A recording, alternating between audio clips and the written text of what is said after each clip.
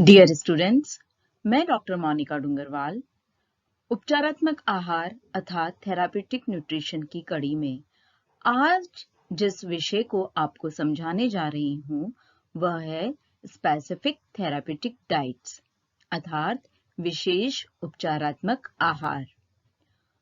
इससे पहले वाले 2 वीडियो में हमने देखा था कि थेरापेटिक न्यूट्रिशन या उपचारात्मक पोषण किसे कहा जाता है, उसके क्या उद्देश्य हैं, क्या सिद्धांत हैं। साथ में जो डाइटिशियन होता है या आहार विज्ञानी होता है उसकी क्या भूमिका होती है। दूसरा जो वीडियो था उसके अंदर हमने देखा था मॉडिफिकेशंस एंड डाइट कि हम 6 तरीकों से अपने आहार में परिवर्तन ला सकते हैं। और उसी के अंदर हमने एक बात की थी, न्यूट्रिएंट्स के अंदर हमें या पोषक तत्वों के अंदर हमें परिवर्तन करना पड़ता है। तो आज का जो वीडियो है स्पेसिफिक थेरापेटिक डाइट्स का, वह न्यूट्रिएंट के ऊपर ही बेस्ड है कि हमें किस न्यूट्रिएंट की कमी करनी पड़ती है या किसकी अधिकता करनी पड़ती है और उसके साथ जुड़ी हुई बीमारियां या रोग कौन कौन से हैं। विशेष उपचारात्मक आहार में परिवर्तन लाने के विभिन्न तरीके होते हैं, जिसमें से सर्वप्रथम है मिर्च मसाले रहित आहार अर्थात ब्लेंड डाइट।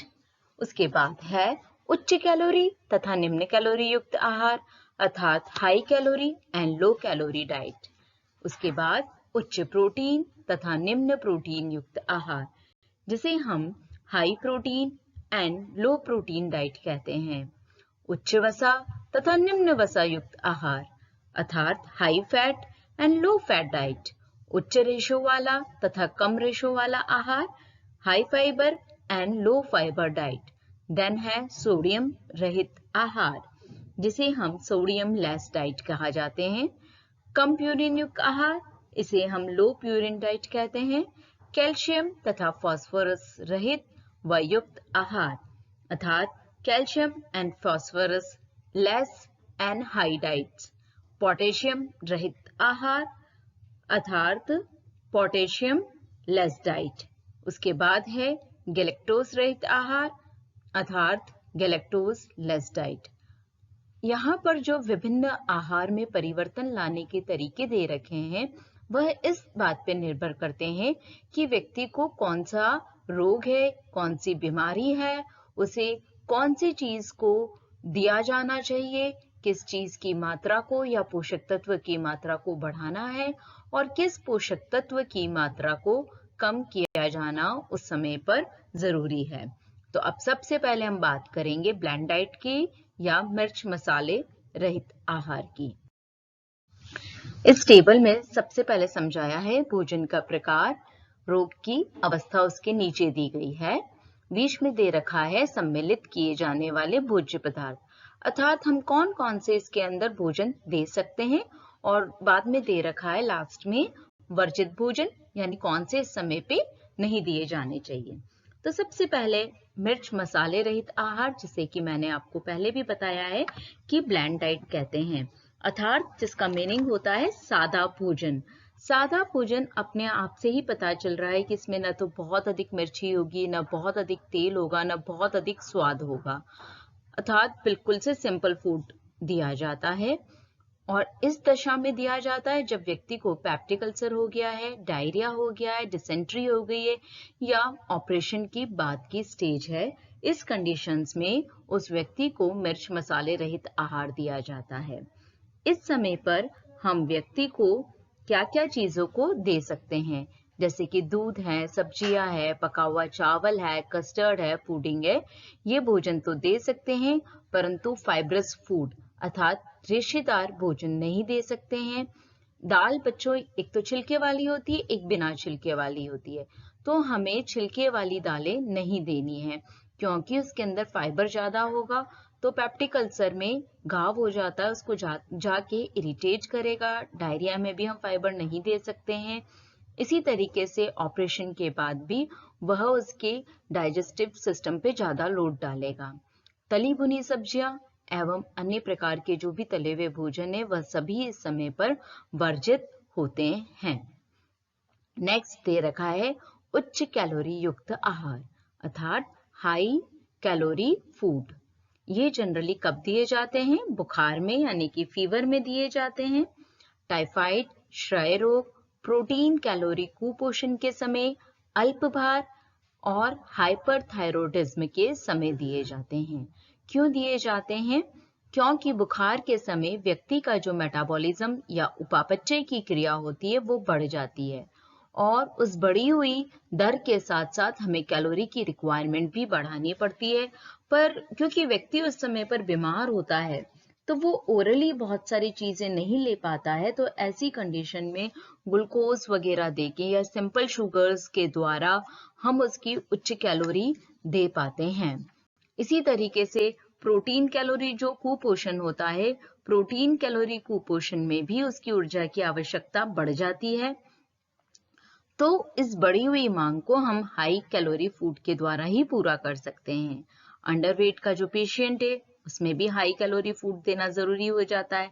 हाइपरथायरॉयडिज्म यह वापस से मेटाबॉलिज्म या हमारे उपापचय से जुड़ा हुआ रोग होता है और इस समय भी मेटाबॉलिज्म की दर बहुत अधिक हो जाती है, इसीलिए व्यक्ति जो होता है लीन थीन या हम कहें पतला हो जाता है। और इन सारी कंडीशन में व्यक्ति को जो है हाई कैलोरी फूड देना बहुत जरूरी हो जाता है और इसके लिए दूध, शक्कर, ग्लूकोज, मिठाई, अनाज की अधिक मात्रा का प्रयोग करना, मक्खन, पनीर, घी आदि के द्वारा कैलोरीज दी जाती है।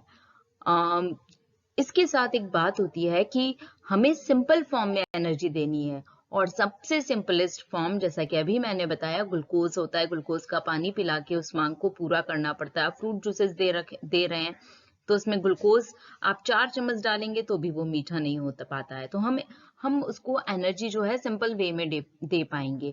और जब हमने कार्बोहाइड्रेट का चैप्टर पढ़ा था तब उसमें बताया था कि इसका कोई डाइजेशन नहीं होता है, डायरेक्टली एब्जॉर्ब हो जाता है। यह तो ऊर्जा देने का काम जल्दी करता है। अगर वो व्यक्ति सिंपल मिठाइयाँ खा पा रहा है तो हम उसे मिठाई दे सकते हैं। अनाज का अधिक मात्रा का प्रयोग से मतलब होता है अगर वो अनाज को उसकी बीमारी क्या है और धीरे धीरे जब स्थिति में रिकवरी आने लगती है तो हम उसको अनाज की सिंपल सिंपल चीजें बना के और उसके डाइट में शामिल कर सकते हैं। साथ में सिंपल फॉर्म में मक्खन व घी दे सकते हैं, मतलब हमें तला भुना नहीं देना है, बट हम जैसे खिचड़ी में ऊपर से घी डालते हैं, चावल में ऊपर से घी डालते हैं, उस तरीके से सिंपल फॉर्म में उसे मक्खन व घी दे सकते हैं। पनीर और दूध जो है, क्योंकि जनरली उच्च कैलोरी युक्त आहार में प्रोटीन की रिक्वायरमेंट भी बढ़ती है, इसलिए यहाँ पर इन दो चीजों का दिया जाना भी साथ में जरूरी हो जाता है। वर्जित भोज्य पदार्थों में तली हुई भोजन जो है वो सभी बंद होते हैं कि हम क्योंकि फ्राइड फूड आइटम्स जो हैं वो बहुत एनर्जी रिच होते हैं, हम ये दे दें, बट ऐसा नहीं है। बीमारी की स्थिति में हमें उस व्यक्ति को तला हुआ भोजन बिल्कुल नहीं देना है और अधिक रेशेदार भोजन भी नहीं देना है। अब हम नेक्स्ट डाइट निम्न कैलोरी युक्त आहार की बात कर रहे हैं। लो कैलोरी फूड या डाइट जो होती है वह मोटापे के अंदर, मधुमेह के अंदर, गुर्दे यानी किडनी डिजीज के अंदर, हार्ट डिजीज के अंदर, उच्च रक्तचाप के समय पे, पित्ताशय की बीमारी के समय पर तथा साथ में गाउट या गठिया रोग में दिया जाता है। क्योंकि इन बीमारियों में व्यक्ति का वजन जो है नॉर्मल या हम कहें आदर्श वर्जन पे लाया जाना बहुत जरूरी हो जाता है और इसके लिए उसको जितनी हम हरी सब्जियां या अन्य सब्जियों का प्रयोग उसकी डाइट में शामिल करेंगे तो वह व्यक्ति के लिए अच्छा रहेगा, जिससे कि उसको एनर्जी भी कम मिले और साथ में सभी प्रकार के न्यूट्रिएंट्स मिल पाए। अर्थात अगर हम देखें कि उसको कौन सा आहार दिया जा सकता है तो वह है दूध, सब्जी, फल, अनाज कम मात्रा में, अर्थात जो हम सीरियल्स दे रहे हैं वो थोड़े कम मात्रा में दिए जाने चाहिए और वह कॉम्प्लेक्स भी होने चाहिए। सिंपल मतलब कि ग्लूकोज, शक्कर, मिठाइयाँ इस फॉर्म में, स्वीट्स फॉर्म में या पेस्ट्रीज फॉर्म में नहीं होने चाहिए। और क्या नहीं देने चाहिए तो इधर आ गया है मिठाइयाँ, तले भुने भोजन, शक्कर को दिया जाना इस समय पे वर्जित होता है, क्योंकि इस आहार का मुख्य उद्देश्य होता है, लो कैलोरी डाइट का मुख्य उद्देश्य होता है उपापचय में मदद करे और वह अपने सामान्य या आदर्श वजन को प्राप्त कर पाए। अब हम बात कर रहे हैं उच्च प्रोटीन युक्त आहार की। उच्च प्रोटीन युक्त आहार जो होता है वह प्रोटीन कैलोरी कुपोषण के समय, ज्वर या फीवर के समय, ट्यूबरक्लोसिस यानी क्षय रोग के समय, जब व्यक्ति जल जाता है, उसे घाव हो जाता है, या रक्त अल्पता यानी एनीमिया के समय दिया जाता है। और इसका उद्देश्य यही होता है नई जो कोशिकाएं हैं या उसकी सेल से उसका निर्माण हो पाए, उसके वजन में वृद्धि आ पाए, कोशिका में जो टूट फूट हो रही है शरीर के अंदर उसकी मरम्मत अच्छे से हो पाए, साथ में हीमोग्लोबिन या रक्त कण कहें, हम आरबीसी सेल्स कहें, उसका निर्माण हो पाए और हार्मोन का संतुलन भी अच्छे से शरीर में बना रह पाए। अब इसमें कौन कौन से भोजन को हम सम्मिलित कर सकते हैं? तो वेजिटेरियन के लिए अगर हम उच्च प्रोटीन की बात करते हैं तो दूध आता है। नॉन वेजिटेरियन के लिए मांस, मछली, अंडे का अधिक प्रयोग किया जा सकता है। अब वेजिटेरियन की हम बात करते हैं बच्चों, तो दूध के अलावा हम अनाज प्लस पल्सेस अर्थात दालों का कॉम्बिनेशन भी ले सकते हैं, क्योंकि यह दोनों जो होते हैं आपस में जब मिल जाते हैं अनाज प्लस दाल, तो एक दूसरे के अंदर जो डेफिशिएंट एमिनो एसिड्स हैं उसकी रिक्वायरमेंट को पूरा कर देते हैं। इस समय पे हमें क्या नहीं देना है, उसके अंतर्गत आता है तला भुना भोजन, मिर्च मसाले युक्त भोजन नहीं दिया जाना चाहिए। अब हम नेक्स्ट बात कर रहे हैं निम्न प्रोटीन युक्त आहार की या लो प्रोटीन डाइट की। यह जनरली किडनी डिजीज के अंदर या हिपैटिक कोमा के अंदर दिया जाता है और इसका रीजन यही होता है कि शरीर में यूरिया नहीं बन सके और अमोनिया का जो निर्माण हो रहा है वो कम से कम हो। इसके लिए जो फूड स्टफ दिया जाता है वह है जनरली दूध प्लस मलाई का कॉम्बिनेशन, सब्जियां, आलू, फलों का रस आदि। और वर्जित भोजन के अंदर जिसमें कि हाई प्रोटीन डाइट है, जैसे कि मांस है, मछली है, अंडा है, और दूध का बहुत अधिक प्रयोग नहीं किया जाना चाहिए। उच्च वसायुक्त आहार। उच्च वसायुक्त आहार जो है एसिडोसिस को उत्पन्न करने के लिए, अल्प भार के अंदर छोटे बच्चों में मूर्छा कम करने के लिए दिया जाता है और इसका मुख्य उद्देश्य होता है कि व्यक्ति अपने सामान्य वजन को प्राप्त कर सके। इसके लिए आहार में मलाई, मक्खन, तेल, पनीर, फल, सब्जियां आदि दी जाती है, परंतु तला भुना भोजन व मिर्च मसालेदार भोजन जो होता है वह वर्जित होता है। अब हम आते हैं निम्न वसायुक्त आहार या कम वसायुक्त आहार पे। यह मोटापे में, हृदय रोग में, यकृत के रोग में या एथेरोस्क्लेरोसिस के समय पे दिया जाता है और इस भोजन का मुख्य उद्देश्य होता है कि कोलेस्ट्रॉल की मात्रा को कम किया जाए। इसके लिए वसा रहित दूध अर्थात स्किम्ड मिल्क दिया जाता है। स्किम्ड मिल्क को मैंने आपको दूध वाले चैप्टर में अच्छे से बताया था कि दूध के अंदर से जब फैट को हटा दिया जाता है, केवल 0.1% फैट रहती है और बाजार में जो पैक्ड मिल्क आता है उसके ऊपर लिखा हुआ होता है कौन सा स्किम मिल्क है। तो स्किम मिल्क का प्रयोग किया जाता है आहार में। सब्जियां, सोयाबीन का तेल आदि प्रयोग में लिए जाते हैं। जो चीजें प्रयोग में नहीं लेनी है वह है घी, मक्खन, संपूर्ण दूध। संपूर्ण दूध से मतलब है जितना परसेंटेज ऑफ फैट होना चाहिए उतना उसके अंदर उपस्थित है। अब हम आते हैं उच्च रेशो वाला आहार पे।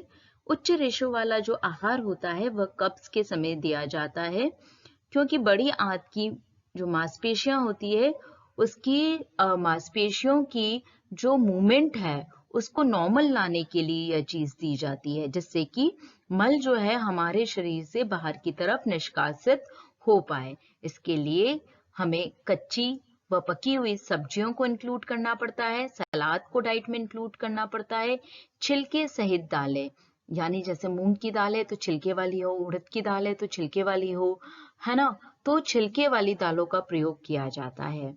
आटा जो यूज कर रहे हैं हम रोटी बनाने के लिए वो चोकर सहित यूज करना चाहिए, अर्थात जो आप छान लेते हो आटे को, छन्नी के ऊपर जो भूसी बच जाती है उसको हम चेक कर लें कि कोई गंदगी तो नहीं है या वो खराब तो नहीं है, और उसको अगेन हम आटे में मिला के फिर गूंदें। और संपूर्ण अनाज यानी पूर्ण अनाज कॉम्प्लेक्स कार्बोहाइड्रेट को यूज किया जाना चाहिए। मैदा, ब्रेड, शक्कर, मिठाइयाँ, मसालेदार सब्जियां सभी कुछ इसके अंतर्गत वर्जित होती है। कम रेशो वाला आहार। कम रेशो वाला जो आहार है वह पेप्टिक अल्सर में, अतिसार में, पेचिश में दिया जाता है और इसका उद्देश्य यही होता है कि पाचन संस्थान को आराम दिया जा सके, वह फाइबर शरीर में जाके इरिटेट न करे पाचन संस्थान को। इसके लिए मैदे की रोटी, ब्रेड, पनीर, आलू, चावल, कस्टर्ड, सूप, फलों का रस आदि दिया जाता है। मिर्च मसाले युक्त भोजन, कॉफी, चाय, दाल का प्रयोग इस समय पे वर्जित होता है, स्पेशली छिलके वाली दालों का प्रयोग। अब हम बात कर रहे हैं सोडियम रहित आहार की। सोडियम रहित आहार जो होता है वह सूजन के समय, उच्च रक्तचाप यानी हाई ब्लड प्रेशर में, लीवर डिजीज में, हार्ट डिजीज में दिया जाता है। सूजन कम करना जो होता है इस समय पर बहुत जरूरी होता है उस रोगी के अंदर, इसलिए सोडियम को आहार में सम्मिलित नहीं किया जाता है। और आपको पहले बताया हुआ है कि सूजन हमारे शरीर में एडिमा जो होता है उसका एक मुख्य कारण सोडियम होता है, जब सोडियम का हमने चैप्टर पढ़ा था, क्योंकि सोडियम के अंदर एक कैपेसिटी होती है कि वह वाटर को बांधे रखता है। अगर यह सूजन सोडियम की वजह से हो रही है, उसकी अधिकता की वजह से हो रही है, तो अगर हम इसको हमारे आहार में कम समावेश करेंगे तो वाटर जो डिपॉजिट हुआ है वो शरीर से बाहर निकल पाएगा। तो बिना नमक के अनाज, फल, सब्जी का प्रयोग किया जाना चाहिए। साथ में ऊपर से नमक खाने में नहीं डालना चाहिए। अचार, नमकीन, पापड़, इन सभी का प्रयोग कम कर देना चाहिए। अब हम बात कर रहे हैं कम प्यूरिन युक्त भोजन की। प्यूरिन जो है उसकी कमी हम जनरली गठिया रोग में करते हैं।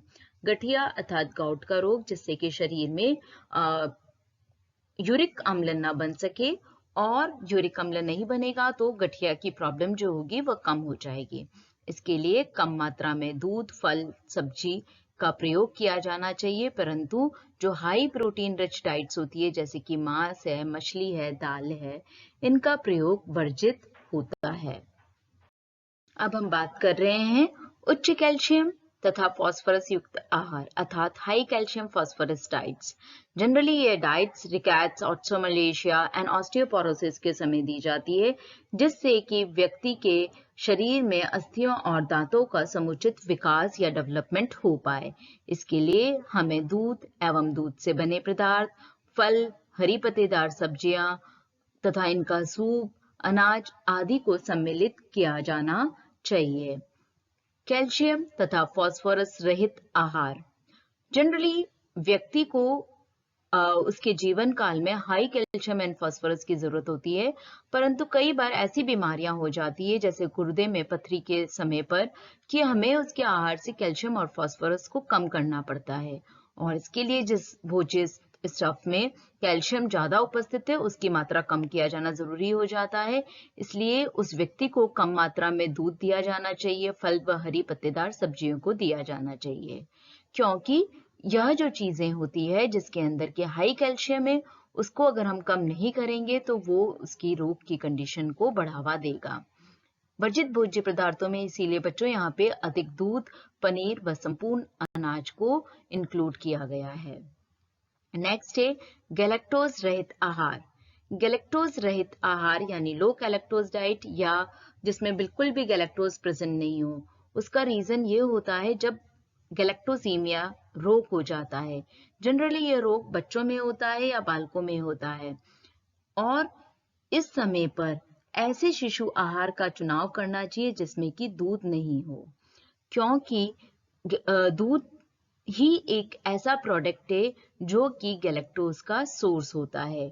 हमें पता है प्रकृति में गैलेक्टोज जो है वो फ्री फॉर्म में नहीं होता है, दूध के अंदर ही उपस्थित होता है, जो कि ग्लूकोज प्लस गैलेक्टोज मिलके लैक्टोज का निर्माण करता है, और ये लैक्टोज दूध के अंदर उपस्थित होता है। इसके साथ ही आज का जो हमारा टॉपिक है विशेष उपचारात्मक आहार या स्पेशल थेरापेटिक डाइट्स वह समाप्त होता है। थैंक यू बच्चों।